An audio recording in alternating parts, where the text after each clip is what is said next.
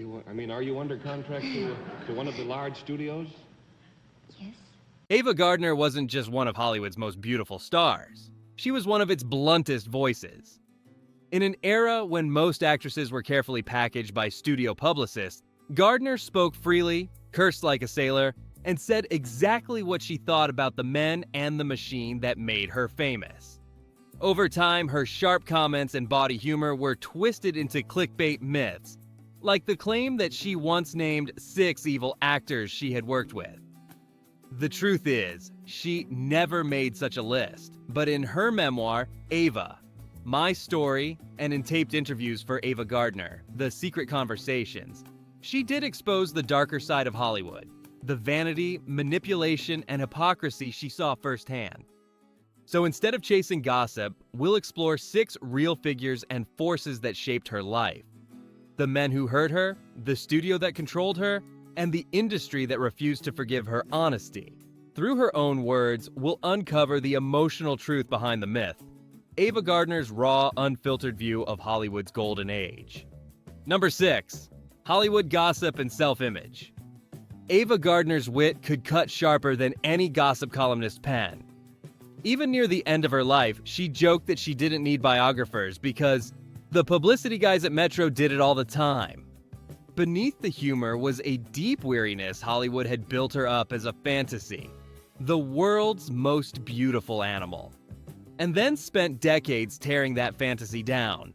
She saw how gossip, publicity, and half-truths could make or break a career, and she was both a beneficiary and a casualty of it. My horse in the Baldwin Cup Saturday. No, he hasn't got a chance. Oh, he could take third or fourth money, but... In The Secret Conversations, Gardner reflected on how her image had been invented for her long before she had a say in it. Studio publicists rewrote her childhood story, softened her accent, and even invented fake romances to keep her name in the papers. I think the most vulgar thing about Hollywood, she told Peter Evans, is the way it believes its own gossip. For her, the city was a place where illusion became currency, where truth was negotiable if the lie sold more tickets. The tabloids devoured her private life. Her marriage to Frank Sinatra became soap opera material, her fiery temper a favorite headline. She often laughed at it all, but she also understood how cruel it could be. They said I ruined his life, she once said, but they didn't hear him ruining mine. The gossip never stopped. Even when she lived quietly in London, years later, reporters would still ask about Sinatra, about her so-called wild nights. As if her real career, the 25 years of film work, didn't matter. Gardner's rebellion was to be brutally honest. If they wanted scandal, she gave them truth instead. I've been called a drunken slut so many times it's practically a title, she quipped, disarming her critics with humor. But behind the jokes was defiance. She refused to apologize for being human. I'm just me, she said, and that's enough trouble. Looking back, she saw Hollywood gossip as more than idle chatter. It was the system's control mechanism. It punished women who stepped outside the script and rewarded those who stayed quiet. Her bitterness wasn't toward the fans, but toward the machine that turned private pain into entertainment. They don't sell movies anymore, she told Evans. They sell people. If Gardner were alive today, she'd probably see social media as gossip's modern stage. The same game, only faster. Her story reminds us that fame always comes with a price, and that myth often outlives truth. Even after all the rumors and caricatures, Ava Gardner's voice, unfiltered, funny, and unashamed, still cuts through. She knew she couldn't erase the lies, but she could tell her story her way. Do you think any celebrity can truly control their own image, or does fame inevitably hand that power to the public? Number 5, the MGM studio system. Ava Gardner's biggest battles weren't always with men. Sometimes they were with the studios that owned her. For nearly 2 decades, she was bound by contract to Metro-Goldwyn-Mayer. The glittering powerhouse of old Hollywood MGM had discovered her as a teenager from North Carolina, signed her with no acting experience, and transformed her into an emblem of glamour. On the surface, it looked like a dream. Behind it, Gardner felt caged. "The Naked Maya was the last picture I had to do on my damn MGM contract," she wrote in her autobiography. "When it was over, I was free at last. Free to choose my own projects. Free to command the kinds of fees I was worth.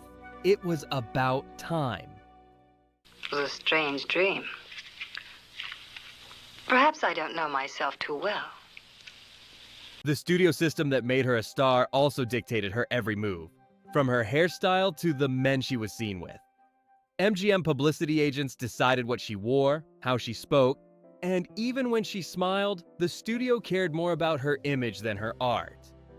"They'd rather I look pretty than act," she once said, summing up the frustration of countless actresses. Every photograph was airbrushed, every interview rehearsed, every scandal quietly managed by the studio's famed fixers, who specialized in burying bad press. When Gardner tried to take artistic risks, MGM often stepped in to soften the edges. During the production of The Angel Wore Red, co-star Dirk Bogarde recalled that they initially filmed the story with gritty realism. You mean now? Perhaps not here and now at this moment. They must keep an eye on me. I'm a renegade priest. Then executives saw the rushes and had hysterics, ordering 3 weeks of reshoots with heavy makeup and glamorous costumes. They didn't want Ava to look like a woman who'd suffered, Bogarde said. They wanted her to look like a goddess. For Gardner, it was yet another reminder that the studio preferred fantasy to honesty. By the late 1950s, she was desperate for control. The Naked Maya became her liberation film, the final obligation that ended her MGM leash. The relief was immediate. No longer confined to the studio's roster, she began accepting roles that interested her personally, even if they were riskier or smaller in scope. The trade-off was freedom over fame. "I could finally breathe," she wrote. "They'd had me so tied up in contracts, I didn't even know who I was supposed to be anymore." Her bitterness toward MGM wasn't unique. Many stars of the era shared similar stories. Marilyn Monroe, Judy Garland, and Elizabeth Taylor all fought the same suffocating system. But Gardner's defiance stood out because she dared to voice it publicly. In an industry built on obedience, her refusal to conform was radical. Looking back, she saw the contract system as both her making and her prison. "They made me a star," she admitted, "but they never made me happy." Do you think creative people can thrive under strict control, or does true artistry only emerge once freedom outweighs fame? Number 4. Paul Newman.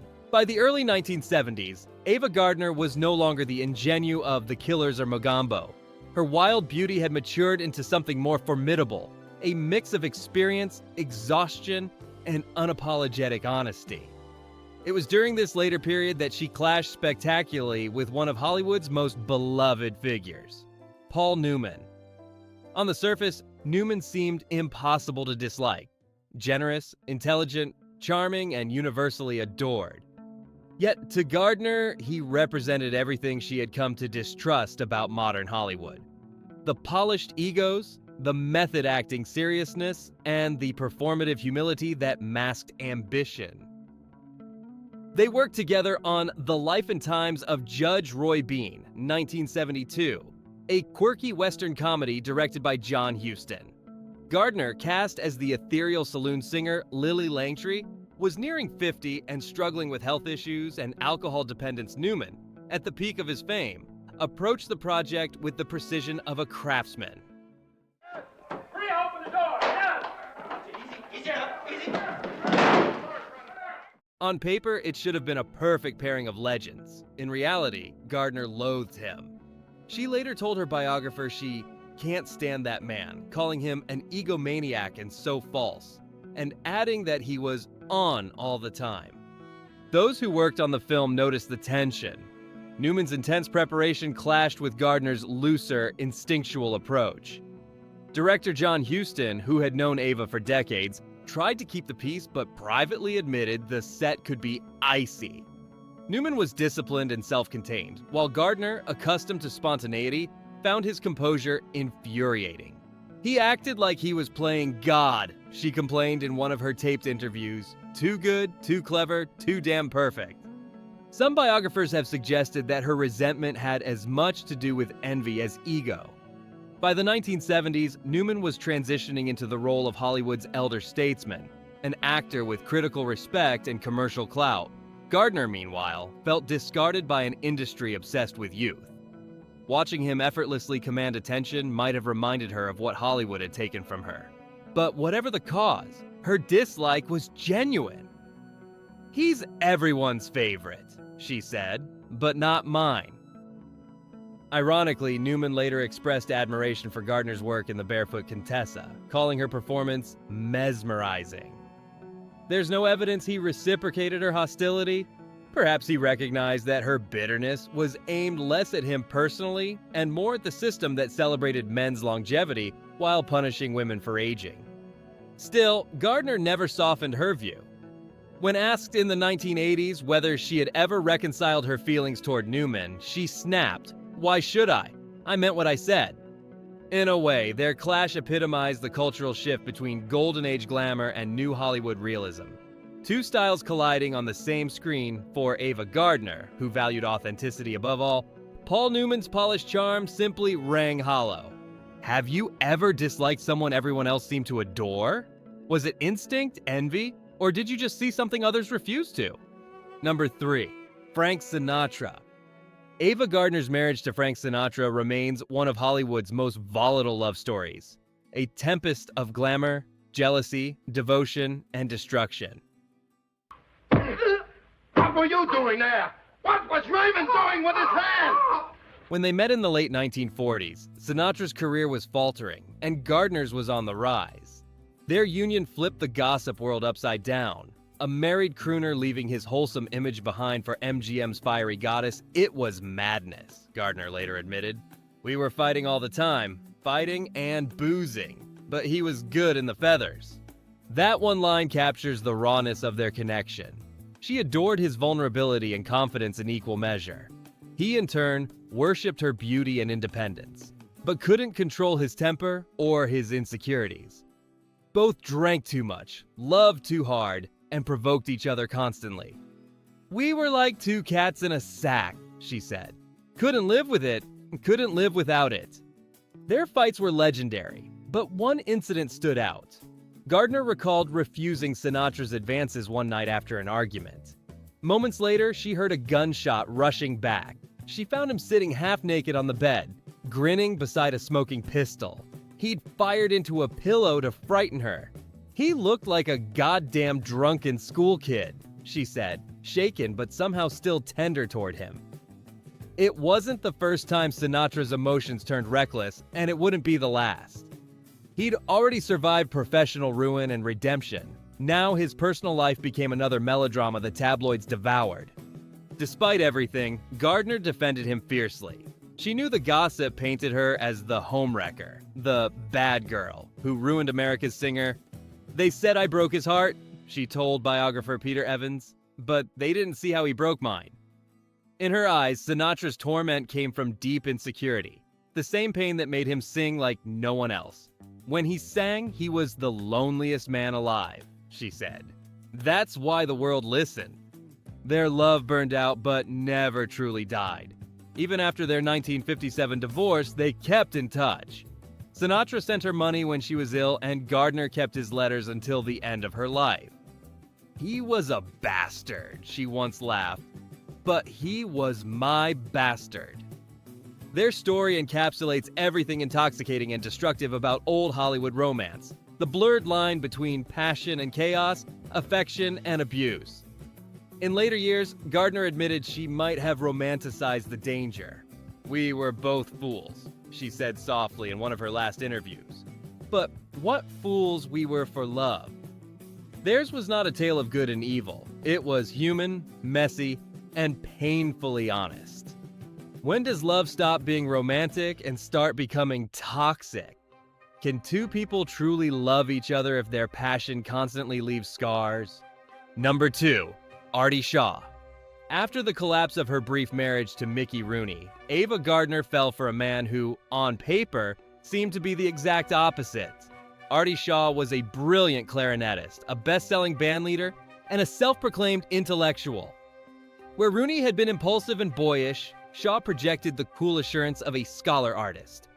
Gardner imagined he would treat her as an equal partner rather than a trophy wife. Within months, she discovered that his sophistication came with cruelty of a different sort. "He was another kind of bully," she said later.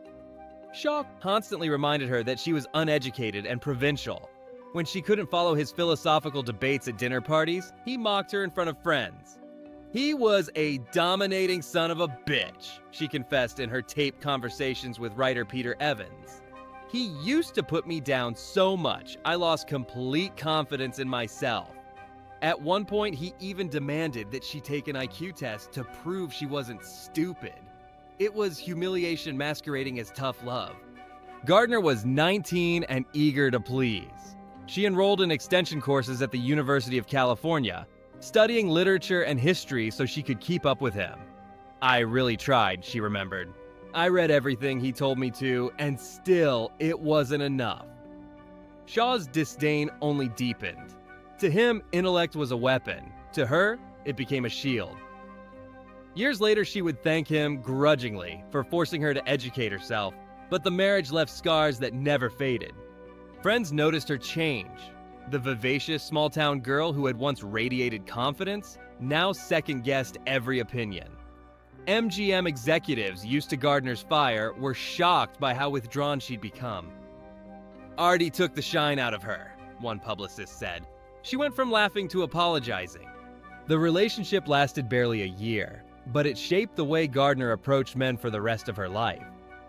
She distrusted intellects that hid behind arrogance and learned to value warmth over wit. When asked decades later what drew her to Frank Sinatra after Shaw, she joked, "At least Frank didn't try to make me read Kant before breakfast." Beneath the humor lay truth. She had traded cerebral cruelty for emotional chaos, and in her world that felt like progress. Looking back, Gardner saw the marriage as an education in both culture and control. "Artie taught me a lot," she admitted, "but not what he thought he did. He taught me never to let anyone tell me I'm not enough." Have you ever known someone who used knowledge or talent to make others feel small? When does teaching become condescension? And how do you recognize the difference before it breaks your confidence? Number 1. Mickey Rooney. Ava Gardner's first marriage was a whirlwind, a headline romance that turned into a cautionary tale. In 1942, at just 19, she married Mickey Rooney. The most famous teen idol in America, Rooney was 21, fresh from his Andy Hardy successes, and one of MGM's top-earning stars. Please don't worry. Listen, suppose the dinners are $2. Suppose the dinners are $3. Oh, but Andy! To the studio's publicity department, the marriage was perfect. The wholesome boy next door wedded Hollywood's most promising beauty. For Gardner, it was the beginning of her education in how deceptive glamour could be. In Ava Gardner, The Secret Conversations, she recalled the marriage with blunt humor and lingering resentment.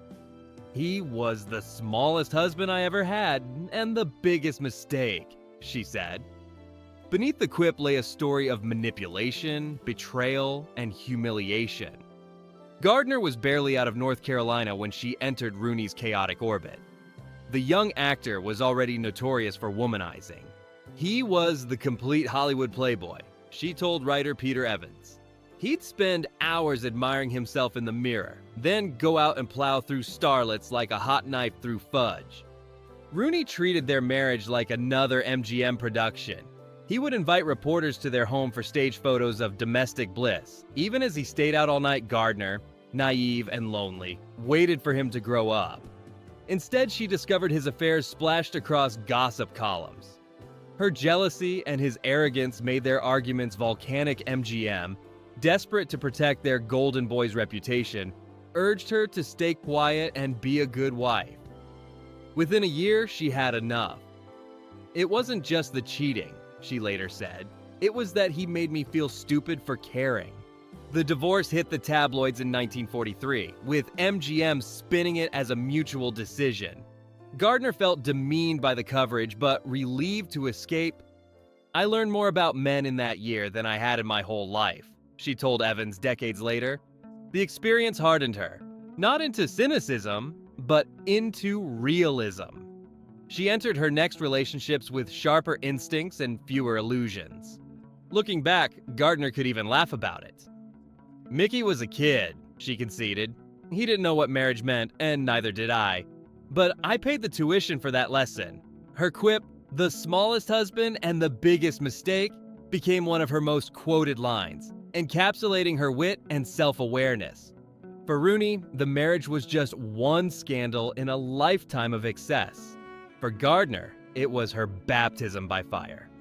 A rude awakening to Hollywood's moral chaos and the cost of trusting its idols. Have you ever made a decision that seemed romantic at the time but later felt like a painful lesson? If you could relive it, would you still take the risk just to learn what you know now? When the tabloids claim Ava Gardner named 6 evil actors, they miss the truth entirely. She never made a list, never set out to destroy reputations. She simply refused to lie. Her candor about Mickey Rooney, Artie Shaw, Frank Sinatra, Paul Newman, the MGM Machine, and the gossip culture around her wasn't about revenge. It was survival. Gardner lived in an era when actresses were expected to smile, play nice, and stay quiet while men controlled the narrative. Instead, she picked up a cigarette, swore like a sailor, and told her story her way. She was no saint, and she didn't pretend to be one. Her marriages imploded, her temper flared, her drinking made headlines. But through it all, she remained startlingly self-aware. "I've done everything wrong," she once said, "but not the way they said I did." That honesty is what makes her voice still compelling today. Beneath the glamour and scandal was a woman reckoning with freedom, desire, and the loneliness of fame. Ava Gardner's story exposes the darker side of old Hollywood. Not because of villains she named, but because of the system that demanded perfection and punished truth. In the end, she found power in telling her own messy human story, flaws and all. So, what do you think? Was Ava Gardner brave for speaking out, or reckless for burning bridges? Can we admire her candor while acknowledging her chaos?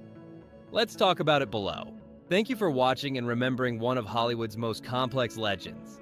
If you enjoyed this deep dive, don't forget to like, subscribe, and hit the bell for more true stories behind classic stars. Until next time, keep questioning the myths, because the truth is always more fascinating than the rumor.